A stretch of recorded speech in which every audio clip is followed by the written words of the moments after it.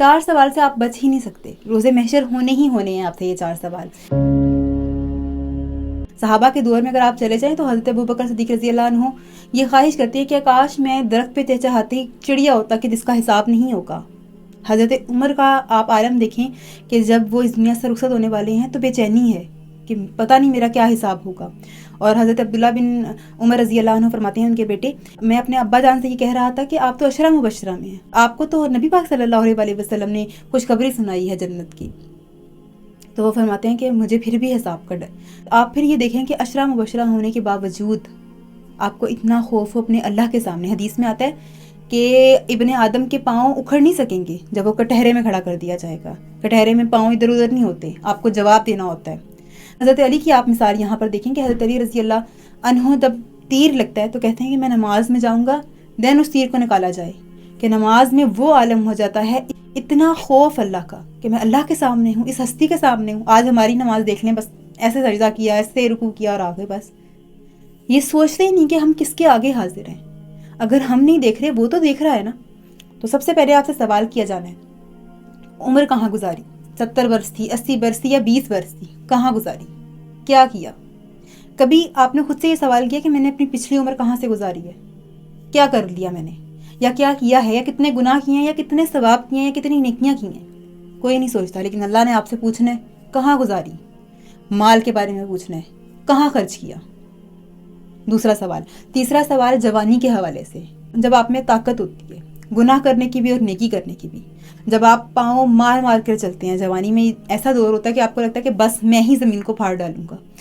تب ایسا ہوتا ہے کہ بس میں ہی سب کچھ کر دوں گا، میں تو پورے معاشرے کو بدل کے رکھ دوں گا.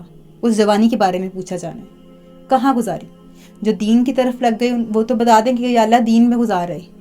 جو دین کو چھوڑ بیٹھے وہ کیا بتائیں گے کہ یا اللہ گانے سنتے رہے، برے کام کرتے رہے، لوگوں کو بے حیائی کی طرف راغب کرتے رہے. آج آپ دیکھیں جو لوگ بے حیائی کی طرف بلا رہے ہیں وہ کیا اللہ کو جواب دیں گے کہ ہم ٹک ٹاک پہ ڈانس کرتے رہے تھے. اور یہ بتائیں گے، وہ اپنے منہ سے بتائیں گے کہ ہاں ہم اپنی جوانی میں ناچ گانا کر کے آئے ہیں. کیونکہ زبان بولے گی، آپ چپے بھی رہیں گے تب بھی زبان بولے گی کہ اس نے یہ کام کیا ہے. جسم بولے گا، آپ کا ہر عضو گواہی دے گا. ہاتھ بولیں گے، پاؤں بولیں گے کہ چل کر گیا تھا. اور چوتھا سوال یہ ہوگا کہ جو مال آیا وہ کہاں سے آیا، حرام یا حلال. آج کے دور میں کبھی سوچا ہے کہ یہ حلال ہے یا حرام ہے؟ حرام اور حلال کی تو ڈیفینیشن ہی بھول گئی ہے. بس وہ چلتا آ رہا ہے کہ حرام نہیں کرنا اور حلال کمانا ہے بس. اس کے علاوہ اس کی کیا وجوہات ہیں، کیوں منع کیا گیا، کیا اس کو کیوں نہیں ایکسیپٹ کیا جاتا حرام کو، اور حلال کی کیوں اتنی بات کی جاتی ہے، پتہ ہی نہیں ہے. بس ماں باپ نے بتا دیا کہ بیٹا حرام نہ کمانا.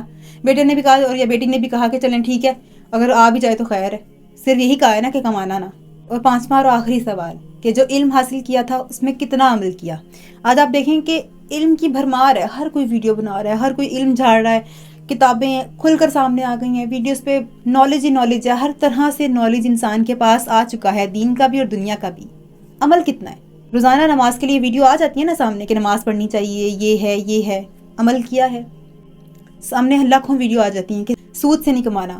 عمل کیا ہے؟ روزانہ لاکھوں ویڈیو اس طرح کی آ جاتی ہیں کہ بھئی دین پر زندگی گزاریں. عمل کیا ہے؟ اتنا علم اکٹھا کر لیا لیکن عمل کتنا ہے؟ یہ 5 سوال اللہ نے آپ سے کرنے ہیں اور آپ اس سے بچ نہیں پائیں گے. کوئی آپ کو نہیں بچا پائے گا، کوئی ماں باپ، کوئی بہن بھائی، کوئی باس، کوئی پیسہ، کوئی دولت کچھ نہیں بچا پائے گا. آپ کو یہ 5 سوالوں کے جواب سب کی پوری دنیا کا سامنے دینے ہوں گے. تو ان 5 سوالوں کو ریڈی کر لیں. ہم صرف آپ کو بتا سکتے ہیں، بات کر سکتے ہیں، صرف بول سکتے ہیں، پہنچا سکتے ہیں. اس سے زیادہ آپ کو عمل نہیں کروا سکتے. عمل آپ نے خود کرنا ہے.